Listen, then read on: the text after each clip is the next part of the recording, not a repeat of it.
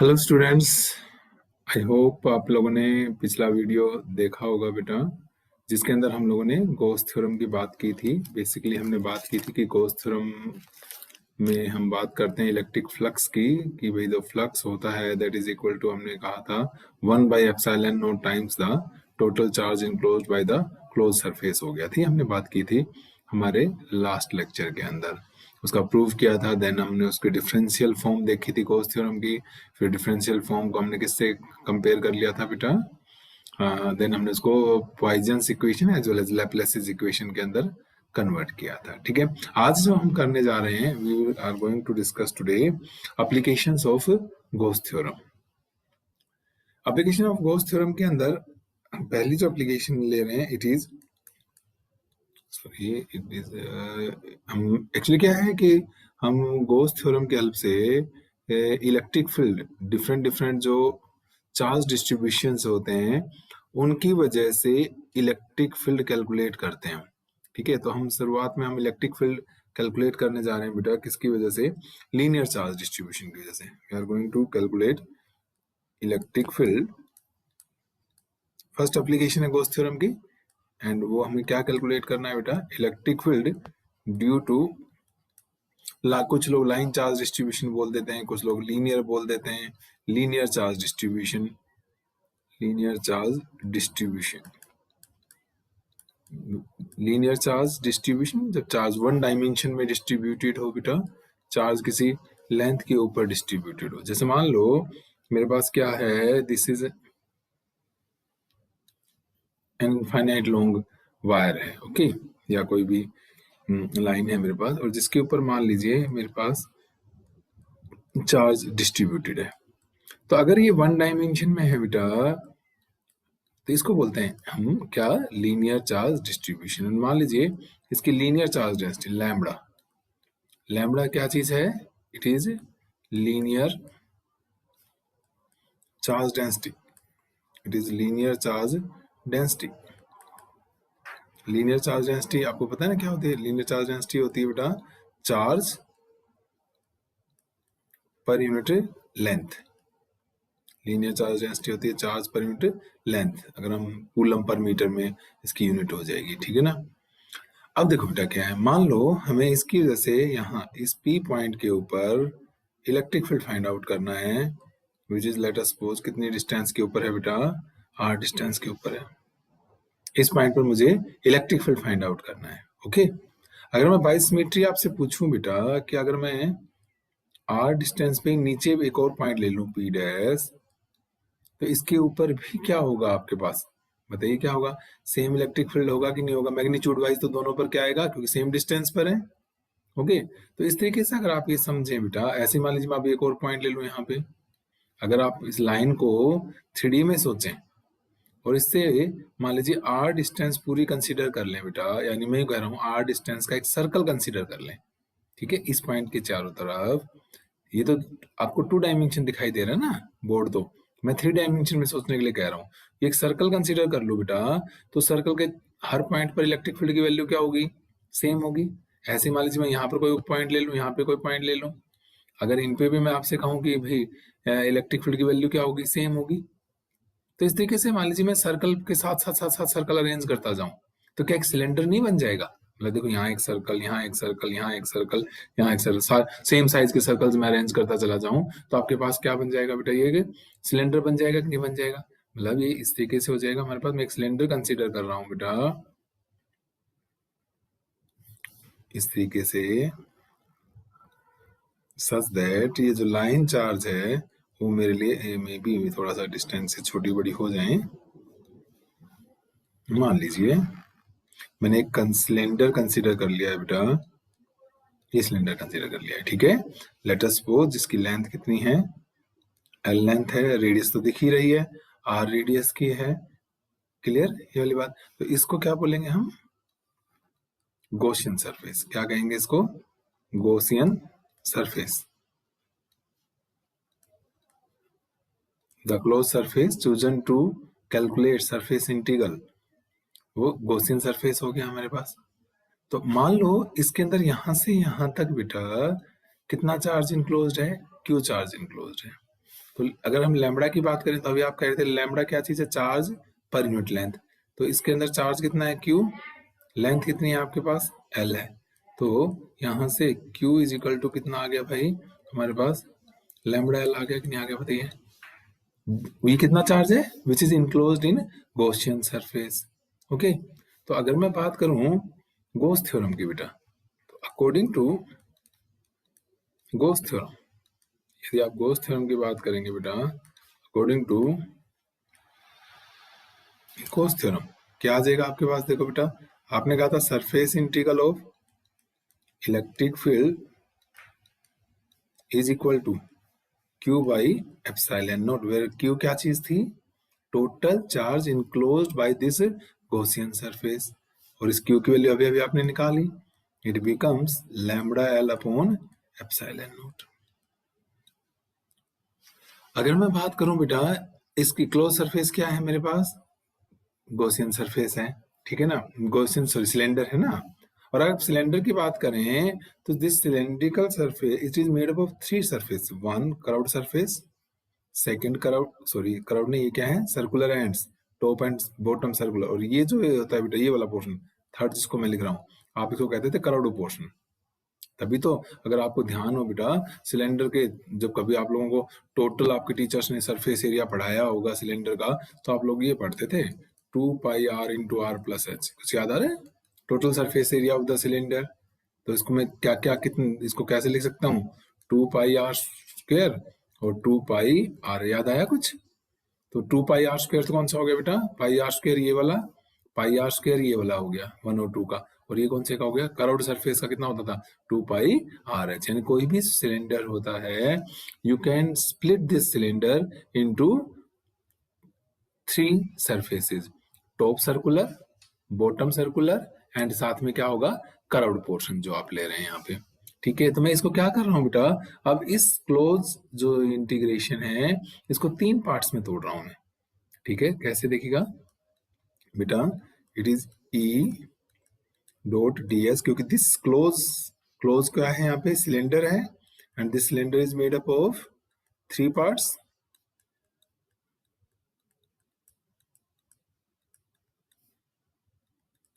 एक, 2 और 3, समझ में आ गया, एक ये वाला, 2 और ये 3 हो गया, एंड ये कितना आ गया, lambda L upon epsilon. Now you should take care of this, now the symbol of close integration it will not be used because अब आप एक एक सरफेस का अलग अलग बात कर रहे हैं बेटा, ठीक है। यहाँ पर तो ये सब तीनों मिलकर तो क्लोज बन गया, और अब ये क्या है, अलग अलग हो गए सरफेस, ओपन सरफेसेस के लिए हो गया ये, ठीक है। अब हम क्या करते हैं बेटा, तीनों जो सरफेसेस हमने कंसीडर कर रखे हैं इनके ऊपर जरा इलेक्ट्रिक फील्ड की बातें करते हैं। जैसे मान लो नंबर 3 की बात करते हैं, ठीक है, या नंबर 1 की बात कर लो पहले। नंबर 1 पे अगर मैं एक स्मॉल एरिया एलिमेंट लूं ds, तो एरिया क्या होता है बेटा, बाहर की तरफ होता है, मैं ds1 लिख रहा हूँ, होता है कि नहीं नॉर्मली आउटवर्ड। अगर मैं आपसे यहाँ पूछूं तो एरिया इधर हो जाएगा कि नहीं हो जाएगा बताओ, ds2 इस सरफेस का। ऐसे यहाँ मैं पूछूं आपसे तो एरिया ये होगा नॉर्मली आउटवर्ड, ds3, समझ रहे हैं, क्लियर है डायरेक्शन आपको बेटा। एरिया जो होता है वो हमेशा क्या होता है, नॉर्मली आउटवर्ड होता है कि नहीं। अच्छा जी, अब इलेक्ट्रिक फील्ड, इलेक्ट्रिक फील्ड में इस पॉइंट पर पूछूं आपसे, देखो मैं यहाँ पॉजिटिव रखकर देखूं, इलेक्ट्रिक फील्ड निकालना तो बहुत आसान होता है, जहां पर निकालना वहां पॉजिटिव रखकर देखो, तो ये पॉजिटिव पॉजिटिव को रिपेल करेगा तो ये डायरेक्शन यूं आ जाएगी, तो ये डायरेक्शन किसकी होगी बेटा, इलेक्ट्रिक फील्ड की होगी। यहाँ पर इस पॉइंट पर देखो, पॉजिटिव रखोगे नीचे पॉजिटिव रिपेल करेगा, यहाँ पर इलेक्ट्रिक फील्ड की डायरेक्शन ये हो गई,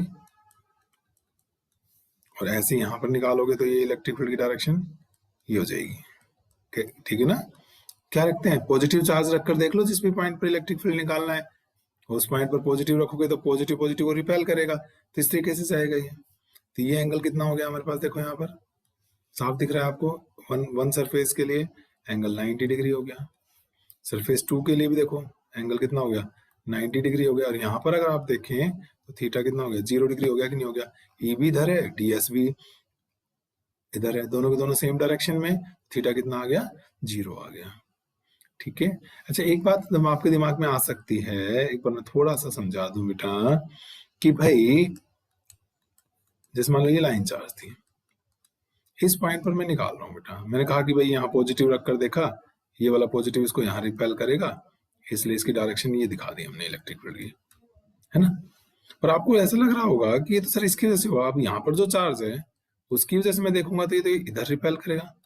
तो बेटा अगर ये करेगा तो इसके इक्विवेलेंट यहाँ भी तो होगा कुछ, इधर वाला जो चार्ज है वो क्या करेगा, इसको इधर करेगा। तो अब इन दोनों का रिजल्टेंट जब निकालोगे, अगेन रिजल्टेंट क्या आ जाएगा, इस तरफ आ जाएगा। इसलिए तो हमने ये लॉन्ग वायर लिया है, इनफाइनाइट लॉन्ग बोला है मैंने इस वायर को, ताकि ये कंडीशन हर जगह क्या हो, सेटिस्फाई। अगर मान लो इनफाइनाइट लॉन्ग नहीं तो वन कॉर्नर पर होते, आप यहाँ होते, तो बेटा इलेक्ट्रिक फील्ड ऊपर थोड़ी होता। आप सोचो, देखो इसकी वजह से ऊपर की तरफ, इसकी वजह से करोगे तो यूं हो गया। अब इधर तो कोई कंपोनेंट नहीं बचा क्योंकि आप तो वन कॉर्नर पे आ गए हो, तो रिजल्टेंट क्या होगा बेटा, इनका रिजल्टेंट तो यहाँ कुछ अलग से नहीं निकलेगा। पैरेललोग्राम बनाऊं मैं तो इन दोनों का अगर मैं रिजल्टेंट दिखाना चाहूँ आपको, तो ये रिजल्टेंट क्या बन जाएगा, बीच में यहाँ कहीं जाएगा कि नहीं जाएगा, परपेंडिकुलर इस तरीके से नहीं होगा ना बेटा। तो इसलिए हमने लॉन्ग वायर ली हुई है, and we are not at near the corners of the wire, so that हम इलेक्ट्रिक फील्ड को सीधा सीधा प्लस मानकर और ये इसको रिपेल कर रहा है, ये समझ सके। ठीक है भाई, तो मैंने तीनों सरफेसेस के लिए आपको E और DS के बीच का एंगल समझाया। तो यहाँ एंगल पुट करें, अब इसको देखो एक्सपेंड करेंगे तो क्या बनता जाएगा। ये फर्स्ट के लिए देखते हैं, ये बन गया बेटा EDS cos ऑफ 90 डिग्री। ये देखिएगा, ये तो लिखा हुआ है आपने, फर्स्ट के लिए एंगल कितना है, 90 डिग्री। सेकंड सरफेस ये है, यहाँ पर भी आपने लिखा हुआ है कितना एंगल है, 90 डिग्री का एंगल है। तो ये भी कितना हो गया बेटा, सेकंड के लिए भी आप लिखो, it is EDS cos of 90 degree plus, अब थर्ड सरफेस पे आ जाओ, E भी इधर है, ये दोनों के दोनों सेम डायरेक्शन में है बेटा, थीटा 0 डिग्री है। तो थर्ड सरफेस के लिए मैं बात करूं तो ये हो गया EDS cos ऑफ 0 डिग्री, और ये कितना आ जाएगा आपका, lambda L upon epsilon not. आप देख सकते हैं cos 90 आता है ना, आप सबको वैल्यू पता है, cos 90 कितनी होगी, 0, ये cos 90 भी 0, नाउ cos 0 1, तो ये आ जाएगा मेरे पास बेटा, E तो बाहर हो गया, थर्ड सरफेस का जिक्र चल रहा है, it is DS lambda L upon epsilon not. Now this is the DS का इंटीग्रेशन टोटल सरफेस किसका, थर्ड पार्ट का। थर्ड पार्ट कौन सा था, ये वाला था थर्ड पार्ट, कर्व्ड पोर्शन, ये जो था ना, ये जो कर्व्ड पोर्शन होता है पूरा, तो कर्व्ड पोर्शन का ये पूरा एरिया जो होता है, ये कितना होता है, 2 पाई RH होता होगा ना, हमने लिखा हुआ है, देखो ये लिखा हुआ है 2 पाई RH। तो क्या आ गया मेरे पास, E into 2 pi RH, H की जगह L है हमारे पास, it is lambda L upon epsilon naught. ये कट गया, L से L कैंसिल आउट हो गया बेटा, तो इलेक्ट्रिक फील्ड आ गया मेरे पास लाइन चार्ज की वजह से lambda upon 2 pi epsilon naught R। This is the electric field due to line charge. बताइए ठीक है कि नहीं, वन डायमेंशनल चार्ज डिस्ट्रीब्यूशन था बेटा ये, वन डायमेंशन की वजह से। तो पहली एप्लीकेशन थी ये गॉस थ्योरम की, जिसमें हमने एक लाइन चार्ज कंसीडर किया, ये वाला, जिसकी लीनियर चार्ज डेंसिटी कितनी है, लैम्बडा है। लैम्बडा का मतलब बताया मैंने आपको, चार्ज पर यूनिट लेंथ होता है बेटा। ओके, तो अगर मैंने एक गॉसियन सरफेस मान लिया, एक सिलेंडर कंसीडर कर लिया सच दैट ये चार्ज उसका एक्सिस का काम कर रहा है बेटा, तो हमारे पास क्या हो गया, देखो इसके अंदर मान लेते हैं L लेंथ है, तो कितना चार्ज Q मान लिया हमने, Q की वैल्यू कितनी आ जाएगी, लैम्बडा L आ जाएगी। गॉस थ्योरम का स्टेटमेंट कहता है कि भाई surface integral of electric field over any closed surface, ये क्लोज सरफेस यहाँ पर क्या माना है आपने, सिलेंडर माना है, जिसको हमने गॉसियन कहा था, is Q by epsilon naught. क्या की वैल्यू पुट कर दो, lambda L upon epsilon naught आ गया। नाउ सिलेंडर जो होता है, it is made up of 3 surface, 1 circular top, 1 circular bottom, और साथ में ये कौन सा पोर्शन कहलाता है आपका, कर्व्ड पोर्शन कहलाता है। तो 3 पार्ट्स में मैंने तोड़ दिया, लेकिन जब आप 3 पार्ट्स में लिखेंगे बेटा, तो आप इस सिंबल को रिमूव कर देंगे, जो क्लोज सरफेस का सिंबल लगा रखा था आपने, ठीक है। एंड इधर तो lambda L upon epsilon not था। अब हमने 1 बाय 1 चेक किया, एरिया तो हमेशा नॉर्मली आउटवर्ड, तो यहाँ पे एरिया ये हो गया बेटा, यहाँ पे एरिया इस तरीके से हो गया, यहाँ पे एरिया आउटवर्ड हो गया। जहां पर भी इलेक्ट्रिक फील्ड निकालना हो पॉजिटिव चार्ज रख लो, ये पॉजिटिव पॉजिटिव को रिपेल करेगा, मैंने वैसे बताया आपको थोड़ा सा। ओके, यहाँ पर पॉजिटिव पॉजिटिव इधर जाएगा। तो 1 और 2 सरफेस पे एंगल 90 हो गए थे, थर्ड सरफेस पे 0, तो cos 90 0 हो गया, और थर्ड के लिए cos 0 1 बेटा, तो E और ds का क्या हो गया 2 पाई r, l से l कट गया, तो E is lambda upon 2 pi epsilon naught r। मैं आपसे कहूं कि लाइन चार्ज के लिए एक ग्राफ प्लॉट करो r और E के बीच में, तो अगर r 0 हो जाए तो नॉट डिफाइंड हो जाएगा, r 0 पे बेटा E नॉट डिफाइंड हो गया ना, इट मींस कि ये इसको टच तो नहीं करेगा, और बाकी फिर इनवर्सली प्रोपोर्शनल है, तो कैसे ग्राफ आएगा, हाइपरबोलिक। r बढ़ता जाएगा तो इलेक्ट्रिक फील्ड क्या होता जाएगा बेटा, कम होता चला जाएगा। क्लियर है ये वाली बात? जितनी मर्जी चाहे इसको पोज करें, रोक कर देखें, समझें, ठीक है। चलो मैं अगली एप्लीकेशन की तरफ, अब हम सेकंड एप्लीकेशन करने जा रहे हैं बेटा, एंड इट इज रिगार्डिंग, अब हम सरफेस चार्ज डिस्ट्रीब्यूशन की बात करेंगे। हमारे पास हम जो सेकंड एप्लीकेशन अब डिस्कस करेंगे बेटा, it will be electric field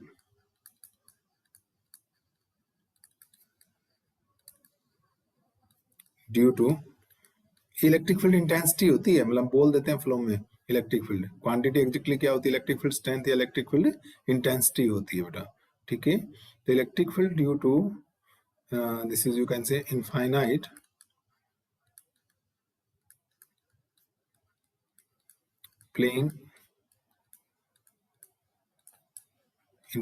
plane sheet of charge, electric field due to infinite plane sheet of charge. It is an example of surface charge distribution. It is an example of surface charge distribution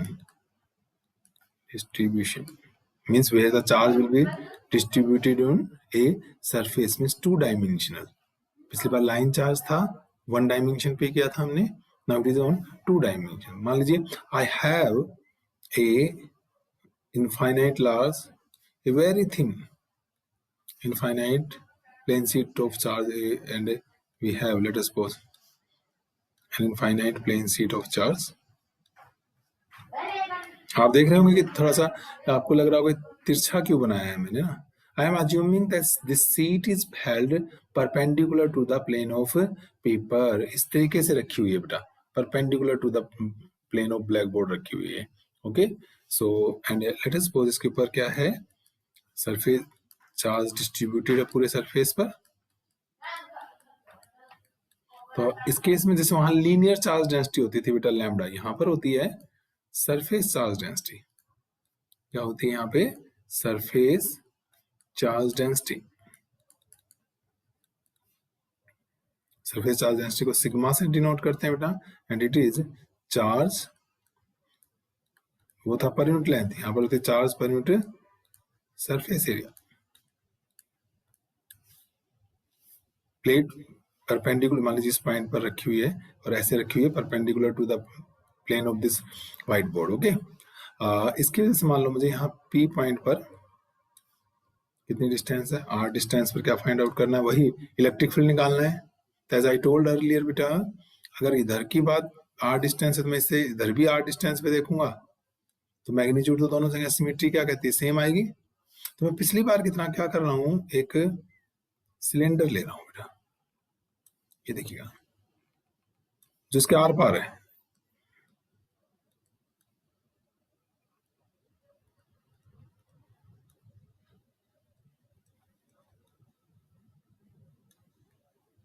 okay. ये cylinder किस तरीके से, ये perpendicular है और ये cylinder मेरा इस तरीके से रखा हुआ है, इसके परपेंडिकुलर, इसमें से पूरा आर पार जा रहा है बेटा, सिलेंडर पेनिट्रेट कर रहा है इसको, ठीक है।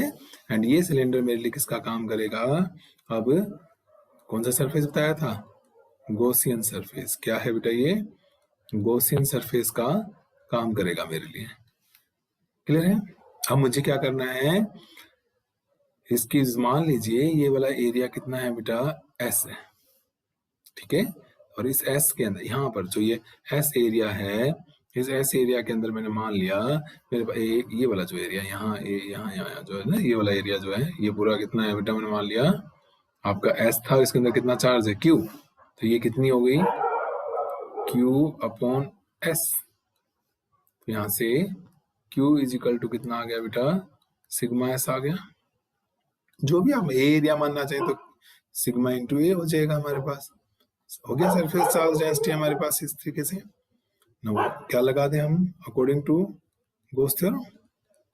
अकॉर्डिंग टू गॉस थ्योरम अगर आप बात करेंगे, गॉसिस थ्योरम, इट इज क्या रहेगा, E dot D S over any close surface. और ये क्लोज सरफेस क्या बनाया मैंने, सिलेंडर बनाया है। Okay, and this is Q by epsilon naught, और इसको लिखा जा सकता है sigma S upon epsilon naught. As I told you in previous application, that cylinder can be splitted into 3 parts, first surface, second surface, और कौन सा हो गया बेटा, थर्ड कौन सा होता है, कर्व्ड सरफेस। सिलेंडर के 3 हिस्से होते हैं ना, टॉप सर्कुलर, बॉटम सर्कुलर, और ये क्या हो गया आपका, कर्व्ड सरफेस हो गया। तो just like in previous application I am splitting this into 3 parts, and when I will split it into 3 part, there is no need to put the symbol of closed integration. This is second part and this is our third part. First part top circular, second part bottom circular, and third is this curved portion. And now, as we have done in previous application, we will try to find the angle between E and D. Yes, for that we require their directions. चलो शुरुआत करते हैं बेटा। अगर मैं यहाँ पूछता आपसे स्मॉल एरिया, तो क्या ये एरिया आउटवर्ड नहीं होता? बिल्कुल, देखो कंफ्यूज नहीं होना है। यहाँ पर मैं पूछता ये होता ds, बिल्कुल ठीक बात कह रहे हो। यहाँ पूछता मैं तो ये होता ds। कर्व्ड सरफेस पे तो नॉर्मली आउटवर्ड होगा। तीनों एरिया हो गया आउटवर्ड। अब इलेक्ट्रिक फील्ड ध्यान से समझना है। इस बार सीट कैसे रखी है, परपेंडिकुलर टू द प्लेन रखी हुई है। पिछली बार लाइन थी, इस तरीके से रखी हुई थी लाइन हमारे पास। ओके, तो अब क्या होगा बेटा, इसकी वजह से मैं अगर, अब देखो मैं थोड़ा सा ऐसा करता हूँ कि ना चेंज कर लेता हूँ कलर, थोड़ा सा समझ में अच्छे से आएगा। अब यहाँ पर अगर मैं एक पॉजिटिव चार्ज रखूं बेटा, ये पॉजिटिव चार्ज जो इस सीट पर है, ये पॉजिटिव, ये क्या करेगा, पॉजिटिव पॉजिटिव को रिपेल करेगा। इलेक्ट्रिक फील्ड इधर हो गया। तो ध्यान से देखो, दोनों सेम डायरेक्शन में आ गए, तो यहाँ थीटा कितना आ गया, 0 डिग्री। इससे पहले वाली एप्लीकेशन में एंगल कितना था, 90 डिग्री का एंगल था, अब कितना आ गया, 0 का। सिमिलरली बेटा यहाँ पर देखो, आप पॉजिटिव है, पॉजिटिव पॉजिटिव को रिपेल करेगा, यहाँ पर भी अगेन यहाँ पर भी एंगल कितना आ गया, 0 डिग्री। चेंज हो गया है इन दोनों पे, पिछली बार 90 का एंगल था, अब मेरे पास इन दोनों में कितना एंगल आ गया बेटा, 0 डिग्री का आ गया। अगर मैं यहाँ पे रखता हूँ पॉजिटिव, और पॉजिटिव क्या हो रहे हैं, रिपेल, इधर से आ रहा है, ये पॉजिटिव पॉजिटिव, और ये वही पिछली बार की तरह हिसाब किताब लगा सकते हैं, इनफाइनाइट लेने का लॉजिक। आप नियर कॉर्नर नहीं है, नियर कॉर्नर आपकी डायरेक्शन चेंज हो जाएंगी इलेक्ट्रिक फील्ड की, इस ढंग से नहीं निकाल पाएंगे आप। तो ये कितना एंगल हो गया बेटा, 90 डिग्री का एंगल हो गया। तो करें हम इन तीनों इंटीग्रेशंस को अगर हम सोल्व करने लगेंगे बेटा, तो देखो हमारे पास क्या आ जाएगा, फर्स्ट पार्ट ये था एंगल 0 डिग्री, तो ये आ गया मेरे पास फर्स्ट पार्ट में E D S cos of 0 degree, second part में भी E D S cos of 0 degree, ये देखिएगा। और थर्ड पार्ट में बेटा ये एंगल कितना है, 90 डिग्री, ई डी एस कोस 90 sigma S upon epsilon naught. ये खत्म, कोस 90 0, कोस 0 1, ई बाहर हो गया बेटा, ds, ई बाहर हो गया, ds sigma S upon epsilon not. Now ds का इंटीग्रेशन टोटल एरिया, और ये टोटल एरिया आपने कितना माना हुआ है, s। ये टोटल एरिया शुरू में मान लिया था हमने सिलेंडर का ये वाला एरिया s, आप ठीक है ना, और कुछ और रेडियस वगैरह मानना चाहो तो उस हिसाब से लिख लीजिएगा। तो ये क्या होगा, हमने e इंटू एस प्लस बेटा यहाँ भी क्या हो गया, e into S, and that is sigma s upon epsilon naught. It is 2es sigma s upon epsilon naught। s cut गया, e की जो बात आ गई वो आ गई सिग्मा अपॉन 2 एप्सिलॉन नॉट, ये आ गया बेटा electric field, sigma upon 2 epsilon naught. Very interesting result. What is interesting कि that electric field is independent of r, independent of r, यानी इनफाइनाइट प्लेन शीट की जब बात करेंगे आप, तो जो इलेक्ट्रिक फील्ड होगा it will be independent of r, r पे डिपेंड ही नहीं कर रही है वैल्यू, है ना। मजेदार बात, यानी कि क्या हुआ इसका मतलब यूनिफॉर्म इलेक्ट्रिक फील्ड प्रोड्यूस होगा। मतलब आप 2 सेंटीमीटर पे देखें, 4 पे देखें, 6 पे देखें, 5 पे देखें, हर जगह सेम वैल्यू आएगी। तो इसका मतलब क्या हुआ, कैसा इलेक्ट्रिक फील्ड पैदा हुआ बेटा, यूनिफॉर्म इलेक्ट्रिक फील्ड हो गया ये। सो मुझसे कोई कहे कि भाई आर और ई का ग्राफ प्लॉट करना है हमने, तो definitely it will be a straight line, change ही नहीं होगा कुछ भी, सेम चलेगा कि नहीं चलेगा। कैसा इलेक्ट्रिक फील्ड है, यूनिफॉर्म इलेक्ट्रिक फील्ड प्रोड्यूस हो रहा है यहाँ पर। ओके, हमने कहा बेटा हमें इस बार निकालनी थी प्लेन शीट ऑफ चार्ज, यानी कि सरफेस चार्ज डिस्ट्रीब्यूशन की वजह से। सरफेस चार्ज डिस्ट्रीब्यूशन में होती है सरफेस चार्ज डेंसिटी 2 डायमेंशन में, charge per unit area, linear में लैम्बडा थी, यहाँ सिग्मा हो गई। हमने एक इनफाइनाइट प्लेन शीट कंसीडर की जो कि it was held perpendicular to plane of board, ठीक है, ऐसे रखी हुई थी। तो हमने यहाँ से r डिस्टेंस पे एक पॉइंट लिया, सिमेट्री कहती है इधर भी मैं r पे एक पॉइंट लूंगा यहाँ सेंटर से, क्योंकि ये यूं रखी हुई है ना, तो सेम इलेक्ट्रिक फील्ड प्रोड्यूस होगा दोनों तरफ, ठीक है। ओके, तो अब हमारे पास क्या होगा कि भाई हमने क्या किया, एक सिलेंडर कंसीडर कर लिया जिसका एरिया क्रॉस सेक्शन एस है, लेंथ नो डाउट 2r हो गई एज ए गॉसियन सरफेस, और उस पे तो मान लो उसका एरिया एस है, इसके अंदर चार्ज मान लेते हैं क्यू है, तो सिग्मा होता है क्यू बाई एस, तो क्यू कितना हो गया, सिग्मा एस हो गया। अब सिलेंडर तो 3 पार्ट से मिलकर बना हुआ होता है, top circular, bottom circular and curved portion, मैंने इसको 3 पार्ट्स में डिवाइड कर दिया। अब देखो फर्स्ट पार्ट की बात करते हो, EDS cos 0 दिख रहा है ना, क्योंकि एरिया वेक्टर नॉर्मली आउटवर्ड, आप यहाँ पॉजिटिव चार्ज रखो, पॉजिटिव पॉजिटिव को रिपेल करेगा, इलेक्ट्रिक फील्ड बाहर की तरफ, इलेक्ट्रिक फील्ड बाहर की तरफ। थर्ड पोर्शन पे देखा था एंगल 90 डिग्री हो गया, तो इन तीनों में 2 पॉइंट्स पे तो बेटा 90 90 और एक पर सॉरी 2 पे 0 0 और एक पर 90, तो 90 वाली टर्म खत्म, cos 0 1, तो ds का इंटीग्रेशन s, ds का इंटीग्रेशन s, क्योंकि हमने s ही मान रखा है इस एरिया को ना, तो भाई s से s कट गया, तो ये आ गया sigma upon 2 epsilon naught, that is electric field independent of r आ गया, मींस एक यूनिफॉर्म इलेक्ट्रिक फील्ड प्रोड्यूस होगा। ठीक है भाई, तो इसे बेटा वीडियो को अच्छे से देखना, क्योंकि आप ये दोनों एप्लीकेशन समझ लेंगे तो जब मैं अगली एप्लीकेशन पे जाऊंगा तो यू विल फाउंड कि भाई वो एप्लीकेशन आपको अच्छे से समझ में आ जाएंगे।